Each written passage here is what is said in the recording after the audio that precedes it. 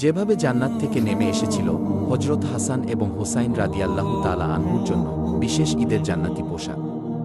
ঈদের দিন সকালবেলায় হজরত আলী রাদিয়াল্লাহু তাআলা আনহু ফজরের নামাজ আদায় করে কোথায় যেন চলে গিয়েছেন, তার কোনো খবরই পাওয়া যাচ্ছে না। ঘরের মধ্যে শুধু নবীর দুলালি হজরত ফাতেমা রাদিয়াল্লাহু তাআলা আনহা হাতে আটা পিষানোর কাজ করছিলেন আর পবিত্র মুখে আল্লাহর নাম জপছিলেন। হজরত হাসান এবং হুসাইন ঘরের বাইরে বসে খেলাধুলা করছে। একমাত্র তারা দুই ভাই পুরাতন পোশাক পরে প্রতিদিনের মতো আজও বাড়ির আঙিনায় খেলাধুলা করছে। হঠাৎ করে একটি ছেলে দৌড়ে এসে বলল, এই যে ভাই, তোমাদের কি নতুন জামা নেই? আজকে যে ঈদের দিন, আনন্দের দিন। আমরা এই মহল্লার সকল ছেলে মেয়েরা নতুন পোশাকে সজ্জিত হয়েছি, আর তোমরা প্রতিদিনের মতো আজও সেই পুরাতন কাপড় পরেই খেলাধুলা করছো। ছোট্ট ছেলে হজরত হাসান এবং হোসাইন রাদিয়াল্লাহু তাআলা আনহুর এত সব কিছু তাদের বোঝার বয়স তখনও হয়নি, যার কারণে তারা নিজের পিতামাতার অবস্থা সম্পর্কে তেমন কিছুই জানত না। হজরত ফাতেমা রাদিয়াল্লাহু তাআলা আনহা হাতে রুটি বানাচ্ছে। রাসূল সাল্লাল্লাহু আলাইহি সাল্লামের কলিজার টুকরা হাসান এবং হোসাইন রাদিয়াল্লাহু তাআলা আনহু তাদের মায়ের কাছে ঈদের নতুন জামার জন্য কান্নাকাটি করছেন। মা ফাতেমার কাছে গিয়ে তারা আবদার করে বলছেন, আম্মাজান, আজকে তো ঈদের দিন, আশেপাশের সকলেই নতুন জামা পরে মজা করছে, কিন্তু আমাদের নতুন জামা নেই কেন? মা ফাতেমা কান্না গোপন করে তাদেরকে সান্ত্বনা দিতে লাগলেন। তাদেরকে বললেন, তোমরা গোসল করে এসো, আমি তোমাদের নতুন জামার ব্যবস্থা করছি। মায়ের কথা শুনে সত্যি আদরের হাসান হোসাইন তারা মনে মনে ভাবলেন, গোসল দেওয়ার সময়ের মধ্যেই তাদের জামা অবশ্যই তৈরি হয়ে যাবে। যার কারণে মনের আনন্দে হাসান এবং হোসাইন রাদিয়াল্লাহু তাআলা আনহু গোসল করতে চলে গেলেন। এদিকে হজরত ফাতেমা রাদিয়াল্লাহু আনহার মনের মধ্যে দুশ্চিন্তা আবারও জেগে উঠল। তিনি মনে মনে ভাবছেন, এইবার কিভাবে পুত্রদেরকে সান্ত্বনা দেবেন? এইভাবে কতবার তাদেরকে ভুলিয়ে রাখা যায়? গোসল করে এসে নতুন জামা না পেলে তারা রীতিমতো কান্নাকাটি শুরু করে দেবে। এইসব চিন্তা ভাবনা করে হজরত ফাতেমা রাদিয়াল্লাহু তাআলা আনহা অস্থির হয়ে পড়লেন। হজরত হাসান এবং হোসাইনের ঘরে ফেরার সময় হয়েছে। এই মনে করে হজরত ফাতেমা রাদিয়াল্লাহু আনহা তাড়াতাড়ি উঠে গিয়ে ওযু করে জায়নামাজে বসে গেলেন। রহমানুর রহিম আল্লাহর কাছে দুই হাত তুলে মনের চাপা দুঃখগুলোকে প্রকাশ করলেন। হে পরম করুণাময়, তুমি আমার সৃষ্টিকর্তা, তুমি আমার সকল সমস্যার সমাধানকারী।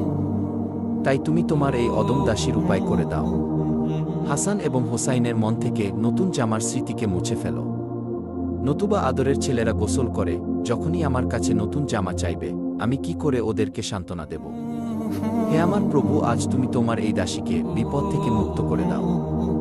আমি আমার এই জীবনে কোনোদিন এত বড় বিপদের মধ্যে পড়িনি। তাই এই মহা সমস্যা সমাধানে তুমি একটি পথ বাতলে দাও। তুমি কি চাও আজ ঈদের দিনে তাদের সামনে আমি মিথ্যেবাদী সাব্যস্ত হই এবং তারা মিসকিনের মতো ঈদ করুক?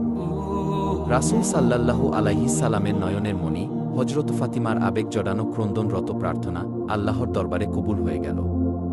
আর কবুল হবেই বা না কেন, আল্লাহ তাআলা নিজেই বলেছেন, আমাকে কেউ একবার ডাকলে আমি তার ডাকে 10 বার সাড়া দেব।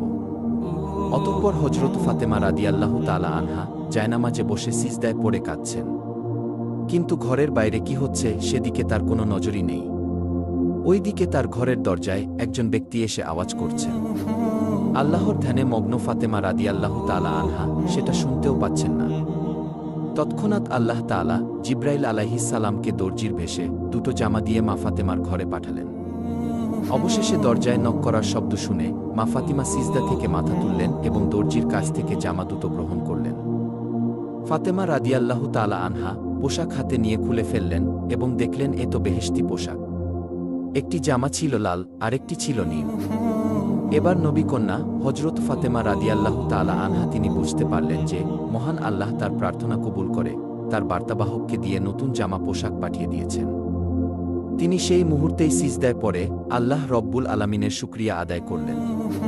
এদিকে ইমাম হাসান হোসাইন নতুন জামার প্রত্যাশায় গোসল করে এসেছে। এরপর নবী কন্যা ফাতেমা রাদিয়াল্লাহু তাআলা আনহা নিজের হাতেই পুত্র ইমাম হাসান এবং হোসাইনকে বেহেশতি পোশাক পরিয়ে দিলেন। তারা নতুন পোশাক পরে মনের আনন্দে রাসূল সাল্লাল্লাহু আলাইহিস সালামের ঘরের দিকে দৌড়াতে লাগলেন। তারা চিৎকার দিয়ে বললেন, নানা, এই দেখো আমাদের নতুন জামা। রাসূল সাল্লাল্লাহু আলাইহিস সালাম জামা দুটো দেখেই কেঁদে উঠলেন, যা পরবর্তী সময়ে হজরত হাসানের বিষপান নীল মৃত্যু। এবং ইমাম হুসাইনের কারবালা ময়দানে রক্তাক্তভাবে শাহাদাতের প্রতি ইঙ্গিত করে। সুপ্রিয় দর্শক, এই ছিল আমাদের আজকের ভিডিও। ভিডিওটি ভালো লাগলে লাইক দিন এবং নিয়মিত আমাদের ভিডিও পেতে চ্যানেলটি সাবস্ক্রাইব করে পাশে থাকা বেল আইকনটি প্রেস করুন। এতে করে আমাদের নতুন ভিডিওর নোটিফিকেশন ভিডিও আপলোড করা মাত্রই আপনার কাছে পৌঁছাবে। আজকের মতো বিদায় নিচ্ছি, দেখা হবে অন্য কোনো ভিডিওতে। ভালো থাকবেন, ধন্যবাদ সবাইকে।